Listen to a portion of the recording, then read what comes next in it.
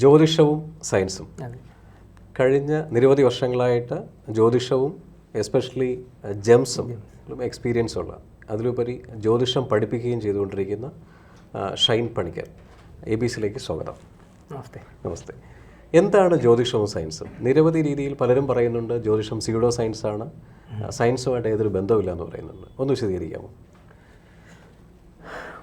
നമ്മൾ ഈ സയൻസ് എന്ന് പറയുന്ന വാക്ക് ഉത്ഭവിക്കുന്നതിന് മുമ്പ് ജ്യോതിഷമുണ്ട്. അതാണ് അതിൻ്റെ ഒരു സത്യം. അപ്പോൾ ശരിക്കും ജ്യോതിഷം സയൻസുമായിട്ട് ബന്ധമൊന്നുമല്ല, ശരിക്കും സയൻസിനാണ് ജ്യോതിഷവുമായിട്ട് ബന്ധം വരുന്നത്. ജ്യോതിഷമാണ് ആദ്യം ഉണ്ടാകുന്നത് കാര്യം.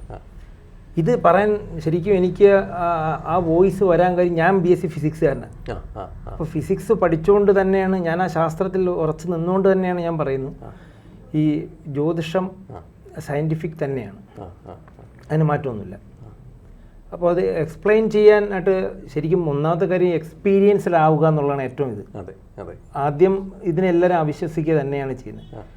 അപ്പോൾ ഈ ചൊവ്വ എന്ന് പറയുന്ന ഗ്രഹത്തിനെ കുറിച്ചാണ് ഏറ്റവും കൂടുതൽ ആക്ഷേപം നമ്മുടെ വന്നുകൊണ്ടിരിക്കുന്നത്. ചൊവ്വാ ദോഷം, അല്ലെങ്കിൽ ഇപ്പോൾ പലരുടെയും ഡിബേറ്റായിട്ട് വരുന്നൊരു കാര്യം തന്നെ ഇത്രയും കോടി കിലോമീറ്റർ ദൂരെ നിൽക്കുന്ന ചൊവ്വ മലയാളി പെൺകുട്ടികളുടെ കല്യാണം മുടക്കുന്നത് എങ്ങനെ എന്നുള്ള ചോദ്യത്തിൻ്റെയാണ്. അപ്പോൾ ഇത് കേൾക്കുമ്പോൾ ഒരു നോർമൽ ഒരാൾക്ക് തോന്നുന്നു ശരിയാണല്ലോ, ഇത്രയും ദൂരെയാണല്ലോ ചൊവ്വ എങ്ങനെ നമുക്കങ്ങ് കല്യാണം കഴിച്ചപ്പോരെ എന്നുള്ള തരത്തിലേക്കാണ് ആൾക്കാരുടെ ആ തോട്ട് വരുന്നത്. അവിടെയാണ് ആ ഒരു ബുദ്ധിമുട്ട്. ഈ സയൻറ്റിഫിക് എന്ന് പറയുമ്പോൾ നമ്മൾ ഫിസിക്സിലുള്ള ചൊവ്വയല്ല ഒരാളിൻ്റെ ഗ്രഹനിലയിലെ ചൊവ്വ എന്ന് ആദ്യം നമ്മൾ മനസ്സിലാക്കണം. അപ്പോൾ ഒരാളിൻ്റെ ഗ്രഹനില, പ്ലാനറ്ററി പൊസിഷൻ അല്ലെങ്കിൽ ഹോറോസ്കോപ്പ്, ആ ആൾ ജനിക്കുന്ന സമയത്തുള്ള അത് വരച്ചെടുക്കുമ്പോൾ അതിൽ ചൊവ്വയുടെ സ്ഥാനം എന്ന് പറയുമ്പോൾ ആ ചൊവ്വയുടെ ഭാവം, ചൊവ്വയുടെ ക്യാരക്ടർ, അതിനെ ആൾക്കാർ അല്ലെങ്കിൽ ആ ആചാര്യർ പണ്ട് ഈ ജ്യോതിഷത്തെക്കുറിച്ച് പഠിച്ചിരുന്ന ആചാര്യന്മാർ ആ ഗ്രഹങ്ങളുമായി കണക്ട് ചെയ്തു എന്നേ ഉള്ളൂ ഈ ചൊവ്വയെ. അപ്പം 7-ൽ ചൊവ്വ നിൽക്കുന്ന ഒരാളിന് കുറച്ചധികം ദേഷ്യമുള്ള ആളായിരിക്കും, അല്ലെങ്കിൽ എന്തെങ്കിലും ഒരു കാര്യത്തിന് ചിലപ്പോൾ ഒരു പെർഫെക്ഷനിസ്റ്റ് ആയിരിക്കും. അപ്പോൾ ആ ക്യാരക്ടർ എന്ന് പറയുമ്പോൾ കുറച്ച് പിടിവാശി ഉണ്ടാകും. അപ്പോൾ അതേ തരത്തിൽ ബാലൻസ്ഡ് ആകുന്ന പുരുഷജാതകം വരണമെന്നാണ് ശരിക്കും ഉദ്ദേശിക്കുന്ന കാര്യം. അല്ലാതെ ആ ചൊവ്വ ഇദ്ദേഹത്തിൻ്റെ ഭർത്താവിനെ നശിപ്പിച്ചളയാൻ അല്ലെങ്കിൽ വൈധവ്യം കൊടുക്കുക എന്ന് പറയുന്ന തരത്തിലല്ല. അപ്പോൾ ഇവരുടെ ഇടയിൽ ഇഷ്യൂ ഉണ്ടാകുമ്പോൾ പൊതുവെ ആ വിവാഹ ജീവിതത്തിന് ബുദ്ധിമുട്ട് വരുമല്ലോ. അപ്പോൾ കുറച്ച് മനക്കെട്ടി കുറഞ്ഞു. ഇപ്പോൾ ചന്ദ്രൻ നീചത്ത് നിൽക്കുന്ന ഒരു പുരുഷനാണെങ്കിൽ ചിലപ്പോൾ ആത്മഹത്യ ചെയ്യാൻ ആ ഒരു കാരണം മതിയാകും. ശരി. അപ്പം ആ സ്ത്രീ ജാതകത്തിലെ ചൊവ്വ ആ വ്യക്തിയെ കൊന്നു എന്ന് പറഞ്ഞു വെച്ചുകൊണ്ടിരിക്കുക. പക്ഷെ ഒരാൾ ആ സൂയിസൈഡ് ചെയ്യണമെങ്കിൽ അതിൻ്റെതായ റീസൺ ഉണ്ടാവും. ആ പ്ലാനറ്ററി പൊസിഷനിൽ അത് ഉണ്ട്, അത് ഉറപ്പാണ്. രണ്ടാമത് ഏറ്റവും കൂടുതൽ ആരോപണം നേരിട്ടുകൊണ്ടിരിക്കുന്നതാണ് സർപ്പദോഷം എന്ന് പറയുന്ന കാര്യം, രാഹു. അപ്പോൾ രാഹു എന്ന് പറയുന്നത് സർപ്പവുമായി കണക്ട് ചെയ്താണ് പറഞ്ഞിരിക്കുന്നത്. ആചാര്യന്മാർ ഉദ്ദേശിച്ചിരിക്കുന്നത് എന്താണെന്നല്ല ശരിക്കും ഇപ്പോഴത്തെ ആൾക്കാർ മനസ്സിലാക്കുന്നത്. ഈ രാഹു നമ്മുടെ മനുഷ്യ ശരീരത്തിനെ തന്നെ ബാധിക്കുന്ന ഒരു ഗ്രഹമാണ്. എന്ന് വെച്ച് കഴിഞ്ഞാൽ സർപ്പം. അപ്പോൾ സർപ്പിൾ ആകൃതിയിൽ നമ്മുടെ ശരീരത്തിൽ ഇരിക്കുന്ന എന്താണോ അതിനെ രാഹു ബാധിക്കുന്നു. അപ്പോൾ നമ്മുടെ നാഡീവ്യൂഹം.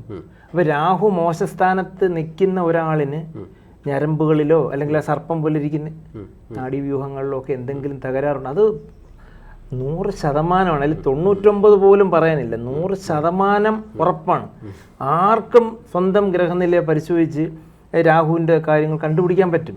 ഞാൻ ഒരു 15,000 വ്യക്തികളുടെ ഗ്രഹനില ഞാൻ കളക്ട് ചെയ്തു, എന്നിട്ട് ഞാൻ ഈ ജ്യോതിഷം വിശ്വസിച്ച് തുടങ്ങിയുള്ളൂ. അങ്ങനത്തെ ഒരാളാണ് ഞാൻ ആദ്യം. കാരണം ഞാൻ ഫിസിക്സ് പഠിപ്പിച്ചുകൊണ്ടിരിക്കുക. ആ ടൈമിൽ ഫിസിക്സ് പഠിപ്പിച്ചുകൊണ്ടിരിക്കുന്ന കൂട്ടത്തിലാണ് ഈ ജ്യോതിഷം എന്ന് പറയുന്നൊരു മേഖലയിലോട്ട് എനിക്ക് പെട്ടെന്ന് ശ്രദ്ധ പോകാനും കാരണമുണ്ട്. അത് ഞാൻ ഇപ്പോൾ പറഞ്ഞ അതിൻ്റെ സമയം കളയുന്നില്ല. അപ്പോൾ ഈ 15,000 വ്യക്തികളുടെ ഗ്രഹനില കളക്ട് ചെയ്ത് അവരുമായിട്ട് തന്നെ ഞാൻ സംസാരിക്കും. നിങ്ങൾക്ക് ഈ പീരീഡിൽ ഇങ്ങനത് ഉണ്ടായോ? അത് ഞാൻ നോട്ട് ചെയ്യും. ആ നോട്ട് ചെയ്യുമ്പോഴാണ് അതിന് ശേഷമാണ് ആ ജ്യോതിഷം എന്ന് പറയുന്ന ഒരു കസേരയിലേക്ക് ഞാൻ ഇരുന്ന് തുടങ്ങുന്നത്. ഒരാളിനോട് ഈ സമയത്ത് ഇത് ഉണ്ടാകുമെന്ന് നമുക്ക് പറയാൻ ഒരു ധൈര്യം നമുക്ക് ഉണ്ടാവണമെങ്കിൽ ആ ജ്യോതിഷം പഠിച്ചെടുത്താൽ മാത്രം പോരാ, അത് കറക്റ്റായി മറ്റുള്ളവരുടെ ലൈഫിൽ വരുന്നുണ്ടോ എന്ന് ചെക്ക് ചെയ്യണം, സ്വന്തം ലൈഫിൽ ഉണ്ടോ എന്ന് ചെക്ക് ചെയ്യണം. അപ്പോൾ രാഹുവിൻ്റെ പോയിന്റ് ഇതാണ്. അതുപോലെ ശനി എന്ന് പറയുന്ന ഗ്രഹത്തിനെ കുറിച്ച് നമ്മൾ സയൻറ്റിഫിക്കലി പറയുകയാണെങ്കിൽ തന്നെ ശനി എന്ന് പറയുന്ന ഗ്രഹം മന്ദൻ എന്നാണ് നമ്മൾ ജ്യോതിഷത്തിൽ അറിയുന്നത്. അപ്പോൾ സയൻറ്റിഫിക്കലി നോക്കുമ്പോഴും ശനിയാണ് ഏറ്റവും വളരെ സ്ലോയിലി സഞ്ചരിച്ചുകൊണ്ടിരിക്കുന്നതാണ്. 2.5 വർഷം എടുക്കും ഒരു രാശിയിൽ നിന്ന് അടുത്ത രാശിയിലേക്ക് പോകാനായിട്ട്. അപ്പോൾ ഈ ശനി എന്ന് പറയുന്ന ഗ്രഹം ഒരാളിൻ്റെ ജാതകത്തിൽ ലഗ്നത്തിൽ നിൽക്കുന്ന ഒരാൾ, അതുമാത്രം നോക്കിയത് ഇപ്പോൾ 12 രാശികളുണ്ട്, എവിടെയെങ്കിലും നിൽക്കുന്ന നോക്കണ്ട, ലഗ്നത്തിൽ നിൽക്കുന്ന ഒരാൾ പൊതുവെ കുറച്ച് മടിയും എല്ലാ കാര്യങ്ങളും വളരെ സ്ലോ, കഴിക്കുന്ന ഭക്ഷണത്തിൽ പോലും. ഇതെല്ലാം ഞാൻ വീക്ഷിച്ചതിന് ശേഷമാണ് ഈ പറഞ്ഞുകൊണ്ടിരിക്കുന്നത്. വളരെ സ്ലോ ആയിരിക്കും കഴിക്കുന്ന ഭക്ഷണത്തിൽ, നടപ്പിൽ എല്ലാം ആ ആളിന് ആ മന്ദത ഫീൽ ഉണ്ടാവും. ശനി ദശ നടക്കുന്ന ഒരാളിന് ഇതേ കണക്കുണ്ടാവും. അപ്പോൾ ഈ ആചാര്യന്മാരുടെ ആ ഒരു ബുദ്ധി നമ്മളൊന്ന് ആലോചിച്ച് നോക്കണം. അപ്പോൾ ആ കാര്യത്തിനാണ് അവർ മന്ദൻ എന്ന് ഉദ്ദേശിച്ച് നമ്മുടെ ഈ ഗ്രഹനിലയിൽ ചെയ്തിരിക്കുന്നത്. അപ്പോൾ ശനിദോഷമുള്ളവർക്ക് ശബരിമലയിൽ പോകാൻ പറയുന്നു. അതിൻ്റെ കാരണം തന്നെ ആലോചിക്കും. ഒരു മടിയനെ ശബരിമലയിലോട്ട് വിട്ടാൽ ഉണ്ടാകുന്ന എഫക്റ്റ്, ആ ഒരു ഇത് നോക്കണം. ആ ആചാര്യന്മാരുടെ ആ ഒരു ദീർഘവീക്ഷണം നോക്കണം. അപ്പോൾ ശബരിമലയിൽ പോയിട്ട് വരുന്ന ഒരു വ്യക്തിക്ക് ശരിക്കും ആ മന്ദത ഫീല് മാറുന്നു.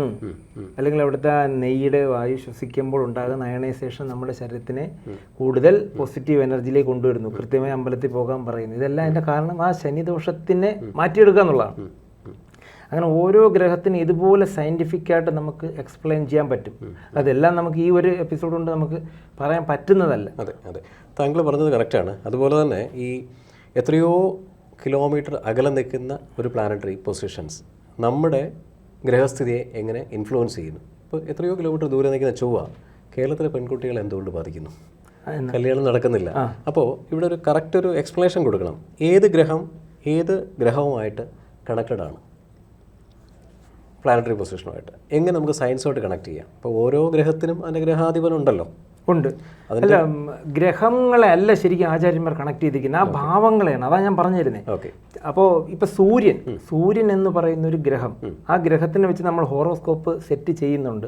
ശരിയാണ്. പക്ഷേ ഒരാൾക്ക് സൂര്യദശ നടക്കുന്നു. ഇപ്പം ആദിത്യ ദശയിൽ അലയാത്തവരില്ല എന്നൊരു പ്രമാണമുണ്ട്. അപ്പോൾ സൂര്യൻ എന്താ ചെയ്യുന്നത്? രാവിലെ മുതൽ വൈകുന്നേരം വരെ ഇങ്ങനെ സഞ്ചാരമില്ലേ?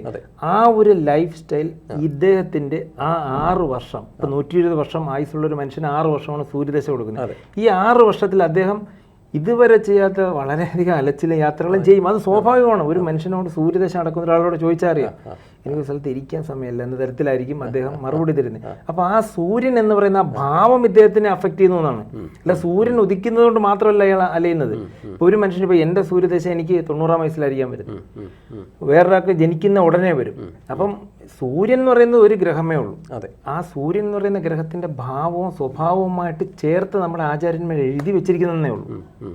അല്ലാതെ സൂര്യൻ എന്ന് പറയുന്ന ഗ്രഹമല്ല ഇദ്ദേഹത്തിന് അലിക്കുന്നത്. ഒരാൾക്ക് 120 വർഷത്തെ ആയുസാണെന്നുണ്ടെങ്കിൽ 20 വർഷം ശുക്രന് കൊടുത്തിട്ടുണ്ട്, 19 വർഷം ശനിക്ക് കൊടുത്തിട്ടുണ്ട്, 18 വർഷം രാഹുവിനുണ്ട്, 17 വർഷം ബുധന് കൊടുത്തിട്ടുണ്ട്, 16 വർഷം വ്യാഴത്തിനുണ്ട്, 10 വർഷം ചന്ദ്രനുണ്ട്, 7 വർഷം ചൊവ്വയ്ക്കുണ്ട്, 7 വർഷം കേതുവിന്, 6 വർഷം സൂര്യന്. ഇത് ഇത്രയും കൂടെ കാൽക്കുലേറ്റ് ചെയ്യുമ്പോഴത്തേക്കും 120 വർഷം ആയുസായി. 120 വയസ്സ് വരെ ജീവിച്ചിരിക്കുന്നവർ വളരെ ചുരുക്കമേ ഉള്ളൂ. അപ്പോൾ ഇത്രയും 120 വർഷം ഒരാൾ ജീവിക്കണമെന്നുണ്ടെങ്കിൽ ഈ പറയുന്ന ഈ അവസ്ഥകളിലൂടെ എല്ലാം അദ്ദേഹത്തിന് കടന്നു പോകേണ്ടി വരും. ഇപ്പം എല്ലാ മനുഷ്യർക്കും എപ്പോഴും ശുക്രനും വ്യാഴനും ആയിരിക്കില്ലല്ലോ. അപ്പോൾ ബുദ്ധിമുട്ടുന്നവർ കാണും, നല്ലപോലെ രക്ഷപ്പെടുന്നവർ, ഏൺ ചെയ്യുന്നവരുണ്ടാവും, തൊഴിൽപരമായിട്ട് കയറി പോകുന്നവരുണ്ടാവും, ഇതെല്ലാം ഉണ്ടാവും. ഇതിനെല്ലാം നമ്മൾ ആ പല പല ഗ്രഹങ്ങളുടെ ഭാവങ്ങളുമായി കണക്ട് ചെയ്ത് അവർ പറഞ്ഞിരിക്കുന്നതാണ്. വ്യാഴം എന്ന് പറയുന്ന ഗ്രഹം ഗുരുവാണ്. അപ്പോൾ ഗുരു ഒരു ആളിൻ്റെ ഗ്രഹനിലയിൽ ആ ഹോറോസ്കോപ്പിൽ അല്ലെങ്കിൽ അദ്ദേഹത്തിൻ്റെ ജാതകത്തിൽ വ്യാഴം ബലവാനാണെങ്കിൽ കൃത്യമായിട്ട് അദ്ദേഹത്തിന് ഉപദേശിക്കുന്ന ഒരു സ്വഭാവം ഉണ്ടാവും. അതിലൊരു മാറ്റമില്ല. അദ്ദേഹം അറ്റ്ലീസ്റ്റ് കുട്ടികളെ ട്യൂഷനെങ്കിലും എടുക്കുന്ന ഒരു വ്യക്തിയായിരിക്കും. അപ്പോൾ ആ അങ്ങനെയുള്ള ഗ്രഹങ്ങളുമായിട്ട് ആ വ്യക്തികളുമായിട്ട് ചർച്ച ചെയ്യുമ്പോഴാണ് നമുക്ക് ആ ജ്യോതിഷത്തിൻ്റെ വ്യാപ്തി മനസ്സിലാകുന്നത്. നമുക്ക് അന്ധവിശ്വാസം എന്ന് പറയാൻ ഭയങ്കര എളുപ്പമാണ്. ഇപ്പം നമുക്ക് അറിഞ്ഞുകൂടാത്തൊരു കാര്യത്തിൽ അന്ധവിശ്വാസം എന്ന് പറയേണ്ട കാര്യമില്ല. മുൻപ് നമ്മളും ഇത് അന്ധവിശ്വാസം എന്ന് പറഞ്ഞ് നടന്ന കാലഘട്ടം ഉണ്ടായിരുന്നു. ഇപ്പോൾ ഞാൻ 100% അതിനോട് യോജിക്കുന്നതല്ല. എന്നാലും നമുക്ക് വരുന്ന ഒരു ചെറിയൊരു വിരൽ മുനയിൽ നിർത്തുന്ന ഒരു ഫാക്റ്റുണ്ട്. ഒരു ജാതകന് ജനിച്ച ഡേറ്റോ ജനിച്ച സമയവും ഇല്ലാതെ വരുന്ന സമയങ്ങളിൽ ഒരു ദൈവജ്ഞൻ അല്ലെങ്കിൽ ജ്യോതിഷൻ എന്താ ചെയ്യുക, പ്രശ്നമാർഗേണ ആ ടൈം കണ്ടെത്തുന്നു. അപ്പോൾ പ്ലാനറ്ററി പൊസിഷൻസിൻ്റെ ഡിഗ്രി വൈസ് എടുത്തിട്ടാണല്ലോ കാൽക്കുലേറ്റ് ചെയ്യുന്നത്. അതെ. അപ്പോൾ താങ്കൾക്ക് സയൻസോട് കണക്ട് ചെയ്യാൻ പറ്റില്ല? ഒരിക്കലും പറ്റില്ല. കവടി ശാസ്ത്രത്തെ നമുക്ക് സയന്റിഫിക് ആയിട്ട് പറയാൻ പറ്റത്തില്ല. ഞാൻ ഉറപ്പിച്ചു പറഞ്ഞു. ചിലപ്പോൾ ഒരു പക്ഷേ പലരും എതിർപ്പായിട്ട് വന്നേക്കാം. ഞാൻ ഉറപ്പിച്ചു പറഞ്ഞു, എൻ്റെ സയൻസുമായിട്ട് റിലേറ്റ് ഞാൻ പറയുന്നു, കവടി ശാസ്ത്രം എന്ന് പറയുന്നത് അന്ന് അദ്ദേഹം വരുന്നേ ആ ഒരു മാനസികാവസ്ഥയും, അത് ചിലപ്പോൾ അദ്ദേഹം വൈഫുമായിട്ട് വഴക്കൂടിയാണ് വരുന്നതെന്നുണ്ടെങ്കിൽ ചിലപ്പോൾ അദ്ദേഹത്തിൻ്റെ പ്രശ്നം ചിലപ്പോൾ ഒന്നും തെളിഞ്ഞു നിന്നില്ല, ആരോടും തെളിയുന്നില്ല എന്ന് അദ്ദേഹത്തിന് പറയേണ്ടി വരും. ശരി. ആ ഒരു ദൈവജ്ഞൻ്റെ മാനസികാവസ്ഥയും കൗടിയുമായിട്ട് ഒരുപാട് ബന്ധമുണ്ട്. അതുകൊണ്ട് ജനന തീയതി അറിയാത്തവർ ഈ പൊട്ടക്കണ്ണം മാവിലെറിയുന്ന പോലെ ഒന്നും കേൾക്കാതിരിക്കുന്നതാണ് നല്ലത്. കാരണം അവർക്ക് പ്രഡിക്ഷൻ കറക്റ്റ് ആവില്ല, 100% കറക്റ്റ് ആവില്ല. 100% ഞാൻ പറയുന്നത് പറ്റത്തില്ല. അത് വെറുതെ അവരെ ആശ്വസിപ്പിക്കാൻ വേണ്ടി എന്തെങ്കിലും പറഞ്ഞു കൊടുക്കാം, നിങ്ങൾക്ക് നല്ല സമയം വരും എന്നതിലുപരി ഇതിൽ ഒന്നും പറയാൻ പറ്റത്തില്ല. പിന്നെ അവരുടെ ജീവിതത്തിൻ്റെ ചില അനുഭവങ്ങൾ അവരുടെ അടുത്ത് നമുക്ക് ചോദിക്കാം. നിങ്ങൾക്ക് 25-ാം വയസ്സിൽ എങ്ങനെ ഉണ്ടായിരുന്നു? എനിക്ക് 25 തൊട്ട് 30 വരെ വളരെ ബുദ്ധിമുട്ടായിരുന്നു, ഞാൻ വിദേശങ്ങളിലൊക്കെ പോയെങ്കിലും സെക്സ് ആകാൻ പറ്റിയില്ല. അപ്പം നമുക്ക് കണക്ട് ചെയ്യാം, അദ്ദേഹത്തിൻ്റെ യാത്രകളൊന്നും സഫലമായില്ല, അപ്പോൾ ഒരു പക്ഷേ സൂര്യദശ ആയിരിക്കാം എന്നുള്ള ഒരു ഊഹാപോഹങ്ങൾ വെച്ച് നമുക്ക് ആ വ്യക്തിയാണ് അപ്പോൾ 25-നും 30-നും ഇടയ്ക്ക് സൂര്യദശ വരണമെങ്കിൽ അദ്ദേഹം ഏത് സമയത്ത് അശ്വതി മകം മൂലം ഏതെങ്കിലും നക്ഷത്രങ്ങളിലായിരിക്കുമല്ലോ എന്ന് ചോദിക്കാം. ഓക്കെ, അപ്പോൾ അതുമായി കണക്ട് ചെയ്ത് മാത്രം അദ്ദേഹത്തിന് ഒരു ആശ്വാസം കൊടുക്കാം. പക്ഷെ ജ്യോതിഷം എന്ന് പറഞ്ഞാൽ ശരിക്കും കൗൺസിലിംഗ് ആണ്. അതെ അതെ അതെ. അപ്പോൾ ഈ റൂമിനകത്ത് ഒരു പാമ്പുണ്ട് എന്ന് നിങ്ങളോട് പറഞ്ഞു തരുന്ന രീതിയാണ് ജ്യോതിഷം എന്ന് പറയുന്നത്. അതെ അതെ. ഈ പാമ്പിനെ മാറ്റാൻ ഈ ജ്യോതിഷന് പറ്റില്ല, മന്ത്രവാദിക്കും പറ്റില്ല. അപ്പോൾ ഈ പാമ്പിനെ ചവിട്ടാതെ നോക്കേണ്ട ആളാണ് ആരാണ്? ഈ കേട്ടിരിക്കുന്ന ആളാണ്. ഞാൻ പറയണത് താങ്കളോട് ഇതിനകത്തൊരു പാമ്പുണ്ടെന്ന് സൂക്ഷിക്കുക, അപ്പോൾ അതിനെ ചവിട്ടരുത്. അതിനകത്ത് നിന്ന് ആ പാമ്പിനെ, അതായത് ആ വിധിയെ മാറ്റിത്തരാൻ ആർക്കും പറ്റില്ല. നമ്മൾ സൂക്ഷിക്കുമ്പോൾ അതിൻ്റെ കടി കൊള്ളാതിരിക്കും, ഇല്ലേ? അതാണ്. ഇപ്പം നിങ്ങൾക്കൊരു കണ്ടകശനി വരുന്നുണ്ട്, അല്ലെങ്കിൽ നിങ്ങൾക്കൊരു അഷ്ടമത്തിലെ വ്യാഴം സഞ്ചരിക്കും, കഴിഞ്ഞു കേട്ടോ, താല്പര്യമില്ല. അപ്പോൾ അങ്ങനെ ഒരു കാര്യം പറയുമ്പോൾ സൂക്ഷിക്കുക എന്നതാണ് നമുക്ക്. കാരണം വാഹനത്തിൽ വളരെ വേഗതയിൽ പോകുന്നവരാണെങ്കിൽ ആ സമയത്ത് സൂക്ഷിക്കുക. അപ്പോൾ കൗൺസിലിംഗ് പോലെ എടുക്കുക ജ്യോതിഷം. എൻ്റെ അടുത്ത് വരുന്നവർക്ക് അങ്ങനെയാണ് ഞാൻ കൗൺസിലിംഗ് പോലെ അവർക്ക് പറഞ്ഞു കൊടുക്കുക, എങ്ങനെയൊക്കെ അനുഭവങ്ങളിലൂടെ നമ്മൾ കടന്നു പോകും. ആ സമയത്ത് നമ്മൾ കൂടുതലായി ദൈവവുമായിട്ട് അടുക്കുക. മന്ത്രവാദികളോടെ അല്ല അടുക്കാൻ പറയുന്നത്, ദൈവവുമായിട്ട് അടുക്കുക. ഈ സാധാ ജനങ്ങളുണ്ടല്ലോ, ഭിക്ഷക്കാർ, ആരും അശരണായിട്ടുള്ള ആൾക്കാരെ ഹെൽപ്പ് ചെയ്ത് അവരുടെ കൂടെ കൂടുതൽ സമയം സ്പെൻഡ് ചെയ്ത് നമ്മുടെ കഷ്ടകാലങ്ങളെ നമ്മൾ ഇല്ലാതാക്കാനാണ് ഞാൻ പറഞ്ഞു കൊടുക്കാറുള്ളത്.